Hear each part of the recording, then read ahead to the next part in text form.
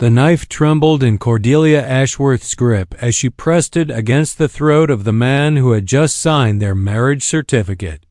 The ink hadn't even dried, yet here she stood in the cramped parlor of Willowbrook's only preacher, blade gleaming in the amber lamplight. "You don't remember me, do you, Silas Crane?" Her voice cut through the stunned silence like winter wind through bare branches. The tall, weathered man before her went rigid, his gray eyes widening with dawning recognition. The preacher stumbled backward, knocking over his chair, while the two witnesses, a shopkeeper and his wife, cowered by the door. "Cordelia," Silas whispered, his hands slowly rising in surrender. "Sweet Jesus, you're Jeremiah's little girl. Don't you dare speak his name." She pressed the blade deeper, drawing a thin line of crimson. "Not after what you did to him in that saloon 7 years ago." The memories crashed over her like a violent storm. She'd been 15 then, hidden behind flour sacks in Murphy's General Store, watching through the window as her father staggered out of the Copper Dollar saloon.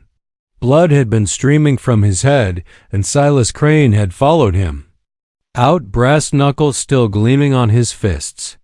Her father had collapsed in the muddy street, never to rise again. "You left me an orphan," she hissed. "Forced me into servitude at the Whitmore house. Do you know what those people did to me? How they treated me?" Silas's Adam's apple bobbed against the steel. "I was drunk, girl. It was a bar fight that got out of hand. I never meant to kill him. Yet you beat him senseless and walked away while he died in the dirt like a dog." The irony wasn't lost on her. 3 months ago, desperate to escape the Whitmore family's cruelties, she'd answered an advertisement for a mail-order bride.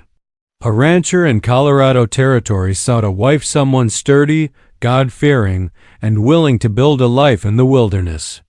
The name Silas Crane had meant nothing to her then. It was common enough. But the moment she'd stepped off the dusty stagecoach and seen his face, the past had come roaring back like a wildfire. "I've planned this for weeks," she continued, her voice steady despite the rage burning in her chest. "Smiled and nodded while you courted me with your letters. Played the grateful, desperate woman. And now here we are, legally wed, and you're about to pay for what you took from me. Cordelia, listen to me." "No." The word exploded from her lips. "You listen. You destroyed my life. You made me into this creature of vengeance. I crossed half the continent to find justice, and by God, I'll have it." The preacher's voice quavered from the corner. "Mrs. Crane, please. This is a house of God," she laughed bitterly, never taking her eyes off Silas. "Mrs. Crane, how perfectly twisted fate can be." Silas stood perfectly still, but she could see his mind working, calculating. He was still the dangerous man who'd killed her father, even if gray now streaked his dark hair and lines creased his sun-weathered face. "What now, girl?" he asked quietly. "You going to cut my throat in front of witnesses? Make yourself a murderer? Like me?" The question hung in the air like smoke, and for the first time since she'd drawn the blade, Cordelia hesitated. The hesitation caused her everything. Silas moved with the fluid precision of a man who'd survived countless bar fights and range wars. His left hand caught her wrist, twisting it until the knife clattered to the floor, while his right arm encircled her waist, pulling her against his chest. In seconds, she was trapped, breathing hard against the rough wool of his shirt. "I'm not the same man I was 7 years ago," he said quietly, his voice rumbling against her ear. "And neither are you, it seems." The preacher and witnesses had fled during the struggle, leaving them alone in the dim parlor. Cordelia could hear the sounds of Willowbrook's main street through the window horses, wagon wheels, distant laughter from the saloon where her father had died. "Let me go," she snarled, fighting against his grip. But Silas was strong, his arms like iron bands forged by years of ranch work. "So you can try to kill me again? I think not." He loosened his hold slightly, but kept her wrists pinned. "We need to talk, Cordelia. Really talk, not with knives and threats. There's nothing to say you murdered my father. I killed him in a fight, yes. But murder?" He shook his head. "Your father was no innocent lamb, girl. He'd been cheating at cards for weeks, taking money from men who couldn't afford to lose it. That night, he tried to draw on me when I called him out. Lies." She twisted in his grasp, fury making her reckless. "Papa was a good man, honest. Your papa was a drunk and a cheat who left you with nothing but debts and enemies." Silas's words cut like razors. "Why do you think the Whitmores treated you so poorly?" Half the town blamed Jeremir's family for what he'd done. The words hit her like physical blows. Deep down, in a place she'd buried beneath years of rage and pain, she'd always wondered why the townspeople had shunned her after her father's death. Why the banker had seized their small farm so quickly. Why no one had offered her anything but servitude. "You're lying," she whispered, but her voice lacked conviction. "Am I? Then why did he carry a hideout gun that night? Why were his pockets full of other men's money when the sheriff searched him?" Silas's grip gentled, but didn't release. "I'm not proud of what happened. I've carried the weight of it for 7 years. But I won't let you build your life on lies."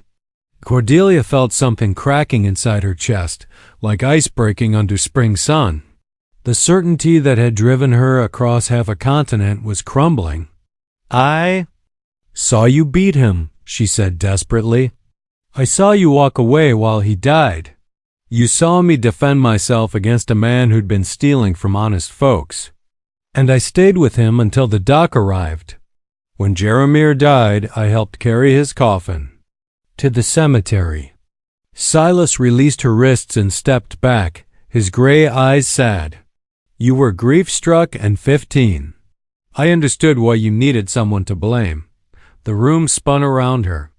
Everything she'd believed, everything that had fueled her quest for vengeance, was dissolving like sugar in rain. "I don't believe you," she said, but the words were hollow. "Then let's ride out to the cemetery tomorrow," Silas said quietly. "There's someone there who can tell you the truth about that night. Someone who was there when your father died." Cordelia stared at him. This stranger who was now her husband, this man she'd crossed a continent to kill.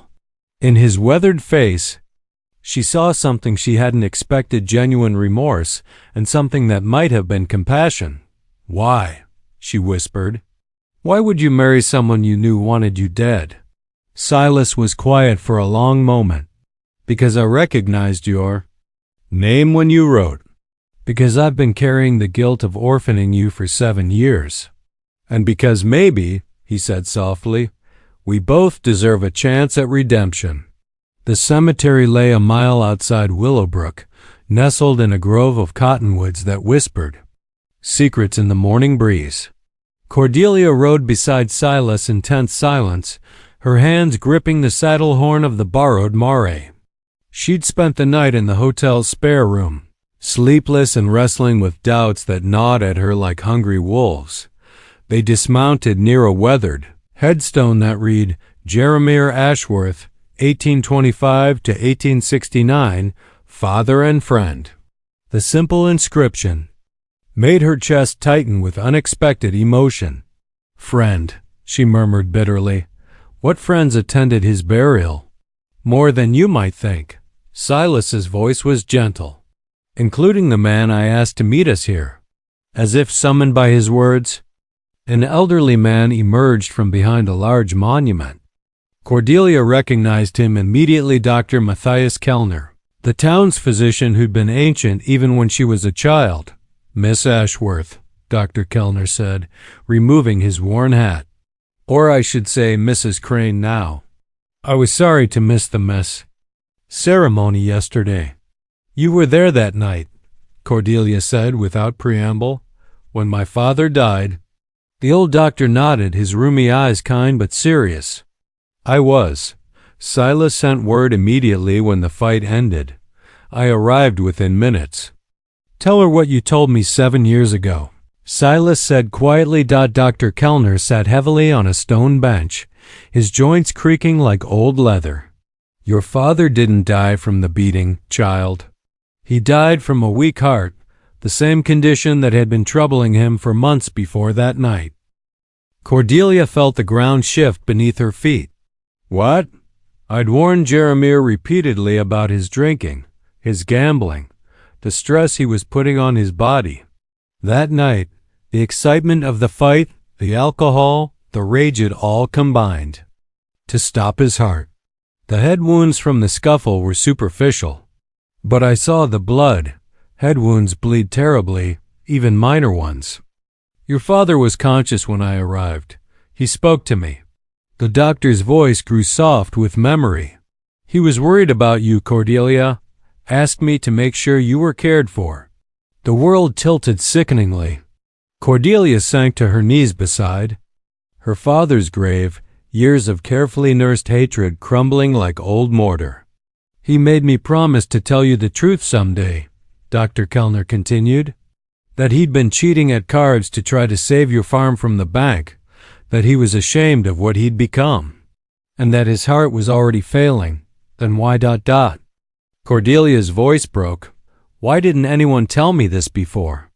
You disappeared the morning after the funeral, Silas said, kneeling beside her.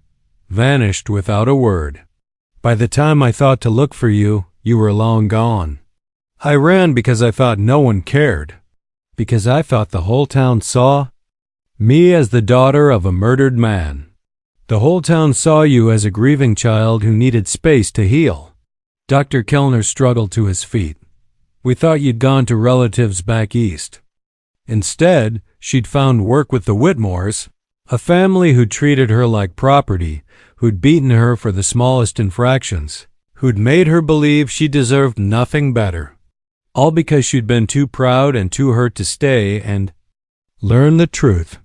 I've been so wrong, she whispered, pressing her palm to the sun-warmed earth of her father's grave. About everything. Silas's hand found her shoulder, warm and steady. We've both been carrying burdens we don't need to bear. Maybe it's time to put them down. Dr. Kellner cleared his throat. There's something else, child. Your father left you a letter. I've been keeping it all these years, hoping you'd return. Someday. He pulled a yellowed envelope from his jacket pocket. Cordelia's name was written on it in her father's familiar, shaky handwriting. With trembling fingers, she broke the seal and read, My dearest Cordelia, if you're reading this, then my old heart has finally given out. I know I've been a poor father these last years, letting drink and desperation make me into someone you can't be proud of. The farm is lost, and I fear I'm leaving you with nothing but my failures. But you are strong, daughter, stronger than your old papa ever was. Don't let my mistakes define your life. Find happiness. Find love. Forgive me, and forgive yourself for any blame you might carry. You were the one good thing I ever did in this world. Your loving father, the tears came then, violent and cleansing, washing away 7 years of misplaced anger and pain. 3 weeks into their strange marriage, Cordelia and Silas had settled into an awkward rhythm of coexistence. The ranch house was larger than she'd expected, a sturdy log structure with glass windows and a stone fireplace that Silas had built with his own hands. They maintained separate bedrooms and spoke with careful politeness, like strangers sharing a boarding house. But Cordelia was learning things about her unexpected husband that complicated her feelings toward him. She discovered that Silas had indeed helped pay for her father's burial, that he'd been sending anonymous contributions to the church poor box for years, that he'd built the schoolhouse for Willowbrook's children and never sought credit, that his ranch hands, a mixture of former cowboys and reformed drifters, spoke of him with genuine respect and affection. Boss never asks about a man's past, explained Tobias Whitefeather, the half-Cherokee foreman, as they mended fence together. Just what he's willing to do going forward. Saved my life when I was drinking. myself to death after the war. He seems to make a habit of helping people, Cordelia observed, pulling barbed wire tight. Says everyone deserves a second chance. Even himself, I reckon. Tobias gave her a meaningful look. Man's been carrying guilt about your father for years. Tried to find you more than once. That evening, Cordelia found Silas in his study, bent over ledgers in the lamplight. The golden glow softened the harsh lines around his eyes, making him look younger than his 43 years. Tobias tells me you tried to find me, she said from the doorway. Silas looked up, setting down his pen. Several times. Hired investigators. In 3 different states. You covered your tracks well. I was afraid someone might try to send me back to the Whitmores. She entered the room hesitantly. I wanted to thank you. For the schoolhouse, for helping with Papa's funeral. Tobias told me about your contributions to the church. Man tries to balance the scales where he can. Silas gestured to the chair across from his desk. Please sit. We should talk. She settled into the leather chair, noting how the study reflected. Its owner practical but comfortable, with well-worn books and a few personal touches. A photograph on the desk showed a younger Silas with a dark-haired woman and a small child. Your family? She asked. Pain flickered across his features. My wife Margaret and my son David. They died of fever 8 years ago. That's when I started drinking, started making the mistakes that led to that night with your father. The confession hung between them like a bridge neither quite knew how to cross. I'm sorry, Cordelia said softly. I didn't know you'd lost them. Grief makes us do terrible things sometimes. Makes us become people we don't recognize. His gray eyes met hers. I think you understand that better than most. She did. Her own grief had twisted her into someone capable of crossing a continent for revenge. Someone who'd held a knife to a man's throat on what should have been their wedding day. What do we do now? She asked quietly. We're legally married, but we're strangers. We both entered this arrangement under false pretenses. Silas was quiet for a long moment, studying her face in the lamplight.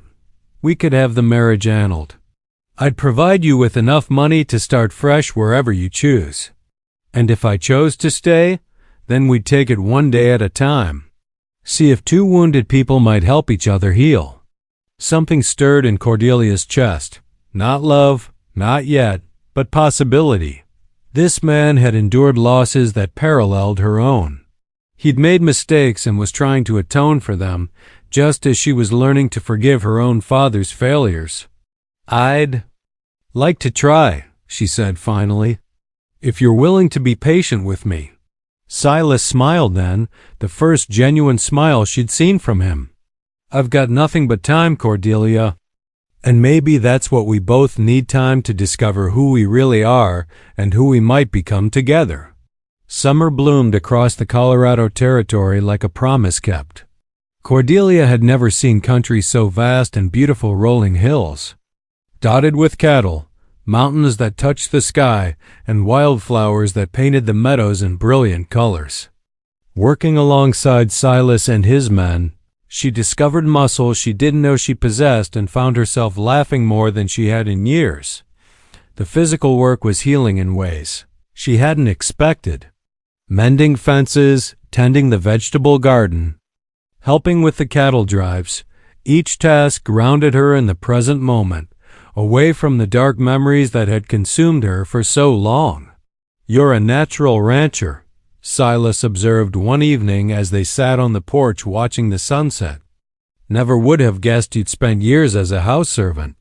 Cordelia flexed her calloused hands, feeling proud of the honest work they represented.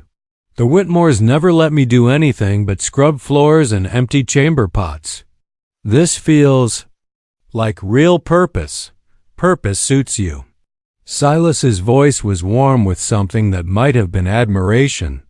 You've got your father's determination, but none of his restlessness. They'd grown more comfortable with each other over the weeks.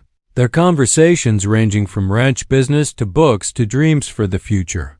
Silas was surprisingly well-read, with opinions on everything from Shakespeare to the political situation.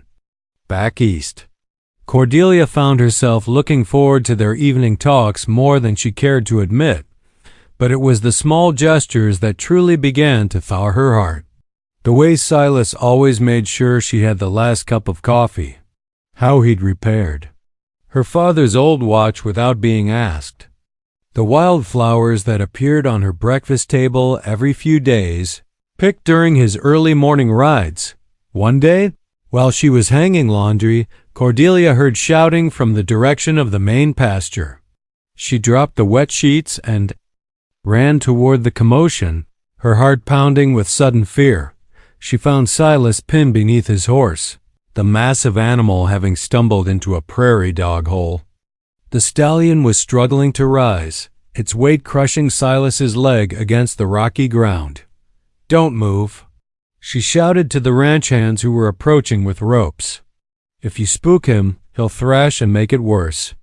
Drawing on instincts she didn't know she possessed, Cordelia approached the frightened horse slowly, speaking in soft, soothing tones.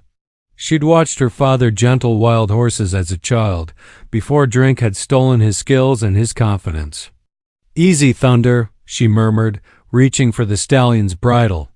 "Easy now, let me help you." The horse's eyes rolled white with pain and fear, but something in her voice seemed to calm him. Gradually, she coaxed him to stop struggling, then worked with the men to carefully shift his weight and free Silas.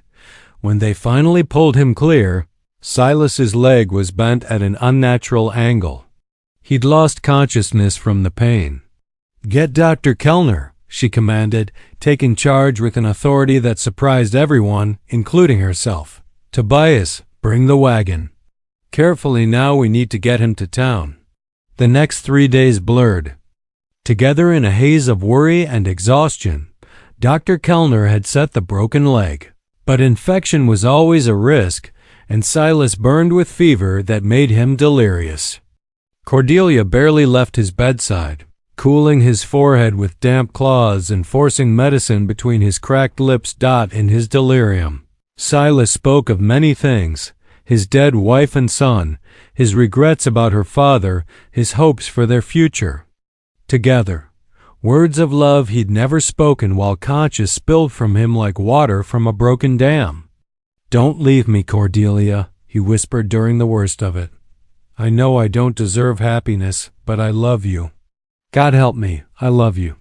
When the fever finally broke on the 4th day, Cordelia was asleep in the chair beside his bed. She woke to find his gray eyes clear and focused on her face. "How long?" he asked, his voice rough from thirst. 4 days. She helped him drink some water, her hands shaking with relief. "We thought we might lose you."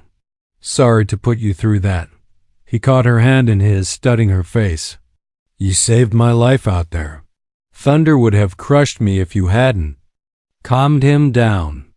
"I couldn't let anything happen to you," she admitted quietly.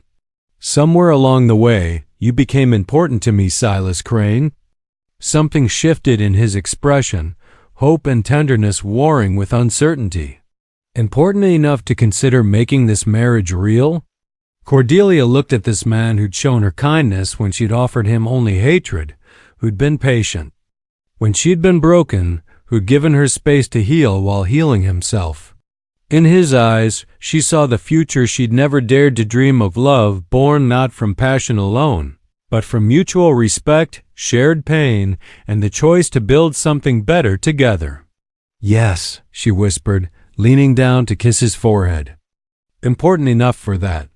The second wedding ceremony took place in the meadow behind the ranch house on a crisp October morning. This time, there were no knives or threats, only wildflowers in Cordelia's hair and love shining in Silas's eyes as they exchanged vows they truly meant. Dr. Kellner officiated, his weathered hand steady as he pronounced them husband and wife, in truth as well as law. The ranch hands whooped and cheered, and even Tobias smiled, a rare expression for the usually stoic foreman. "About time," he muttered to Cordelia during the celebration feast.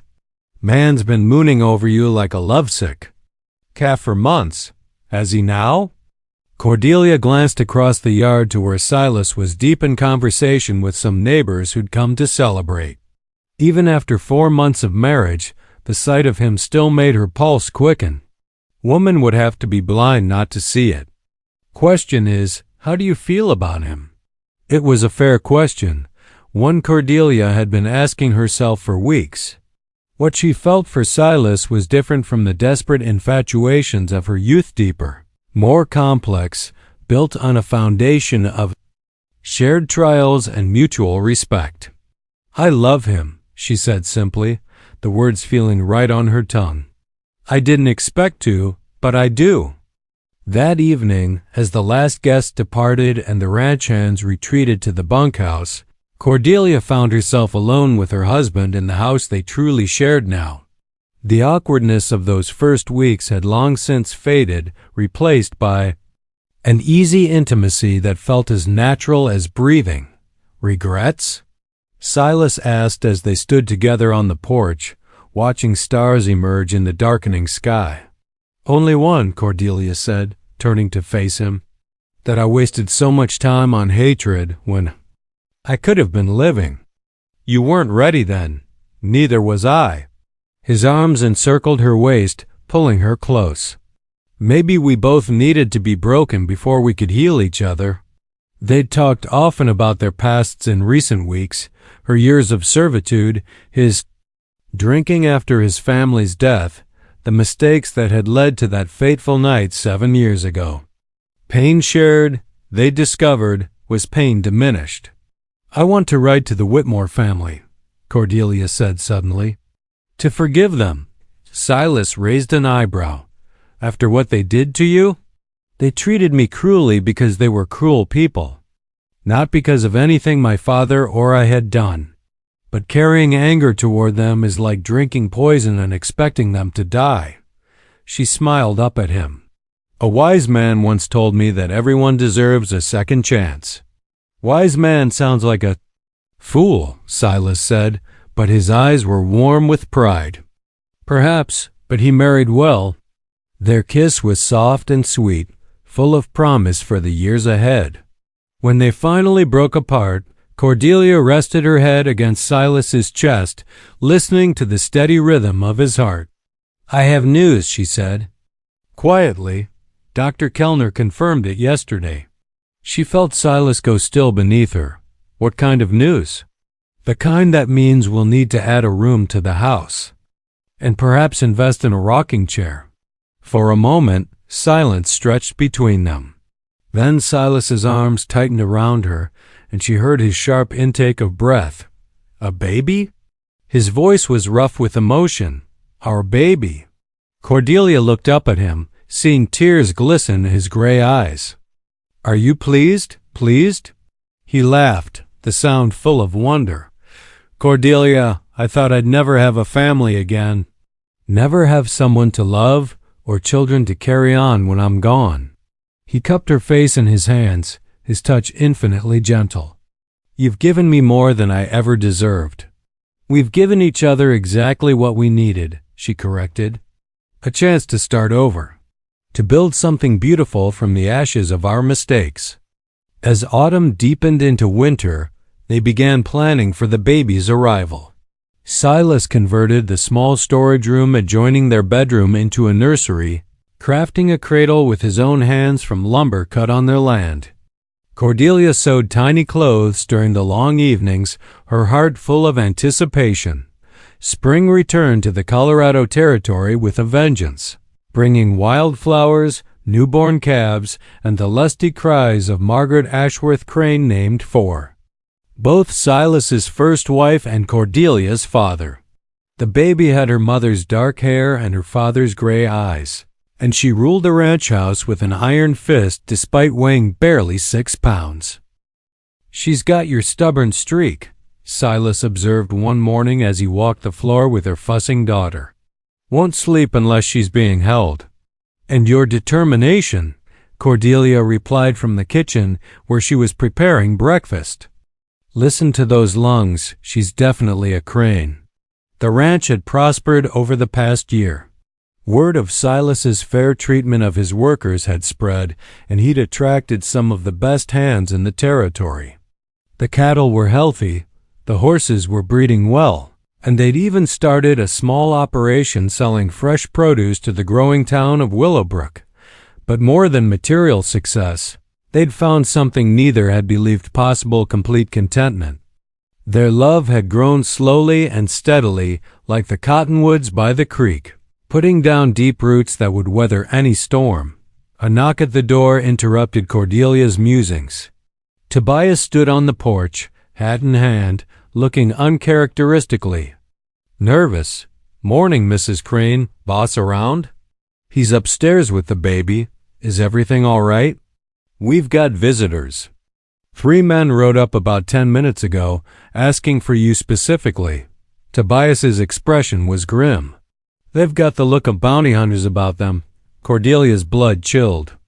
Even after all this time, she sometimes feared that someone from her past might come looking for her, perhaps the Whitmores, seeking compensation for her years of unpaid service. "Did they give names?" "Leader calls himself Marshall Hendricks. Says he's got legal business to discuss."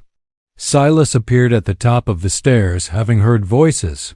Little Margaret was sleeping peacefully in his arms, her tiny fist curled against his chest. "What kind of legal business?" he asked, his voice carefully neutral. "The kind that involves a substantial inheritance," came a voice from behind Tobias. A tall, distinguished man in a black suit stepped onto the porch, followed by 2 others. Despite Tobias's concern, they looked more like lawyers than bounty hunters. "Mrs. Cordelia Ashworth Crane?" the man asked, removing his hat. "I'm Federal Marshal Hendricks, and I bring greetings from your great-aunt Ophelia Ashworth of Boston." Cordelia stared at him in confusion. "I don't have a great-aunt. My father never mentioned any family back east." Understandable, considering the circumstances of his departure from Massachusetts 30 years ago. Miss Ophelia was quite angry with her nephew for running off to seek his fortune in the territories. Marshal Hendricks smiled. "However, time and loneliness have a way of softening old grudges. Before her death last month, she made it clear that she wished to reconcile with Jeremir's daughter." "She's dead?" Cordelia felt an odd pang of loss for this relative she'd never known existed. Peacefully, in her sleep, she left very specific instructions that her entire estate should go to you, provided you could be located and your identity confirmed. The marshal pulled out a thick envelope. "I have documentation here that should interest you." With shaking hands, Cordelia opened the envelope. Inside were legal papers, bank documents, and a letter written in an elegant feminine hand. "Dear Cordelia, if you are reading this, then my investigators have succeeded in finding you, and I have gone to meet my Maker. I was a foolish, prideful woman who let anger keep me from knowing my brother's only child. Jeremir wrote to me several times over the years, but I was too stubborn to respond. I deeply regret that choice now. I have no children of my own, and my estate is considerable property in Boston worth nearly $200,000, plus investments and cash holdings of equal value. It all goes to you, dear child, with my hopes that it will allow you to live the life your father would have wanted for you. I know that Jeremir died some years ago under tragic circumstances. I pray that you have found happiness despite the hardships life has dealt you. Use this inheritance wisely, and know that somewhere in whatever realm awaits us, your father and I are finally reconciled, with love and deep regret for lost time." Your great-aunt Ophelia Cordelia sank into a chair, overwhelmed. $400,000 was a fortune beyond imagining, enough to buy half the Colorado Territory. "There's more," Marshal Hendricks continued. Miss Ophelia established a trust to build schools throughout the Western Territories. She named you as the administrator should you choose to accept the responsibility.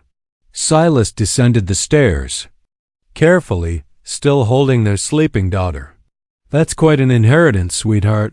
What will you do with it? Cordelia looked around at the life they'd built together, the ranch house filled with love and laughter, the land they'd worked. With their own hands, the future they were creating for their daughter.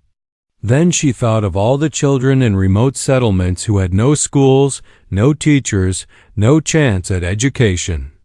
I know exactly what I'll do, she said, standing with new resolve. We'll expand the ranch, ensure our daughter and any future. Children have everything they need. But most of this money will go toward Aunt Ophelia's dream-building schools and training teachers for the frontier. That's a noble goal, Marshal Hendricks said approvingly. Miss Ophelia would be pleased. As the officials departed with promises to return with more paperwork, Cordelia found herself alone with Silas and their baby daughter. The weight of this unexpected blessing felt almost as overwhelming as the weight of her former hatred had been. Any regrets about not taking the money and running? Silas asked gently.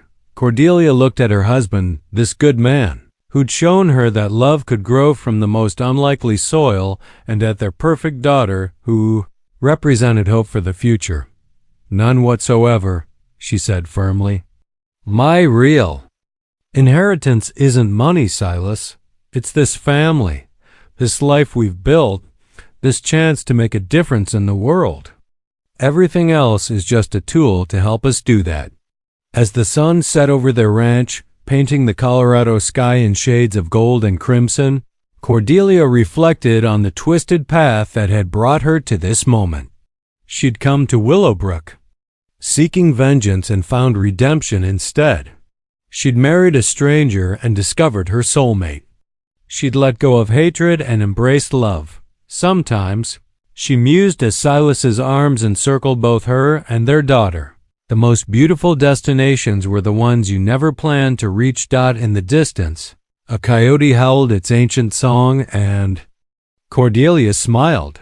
She was exactly where she belonged, not as a mail-order bride consumed by revenge, but as a woman who'd found her way home to love, purpose, and the endless possibilities of tomorrow.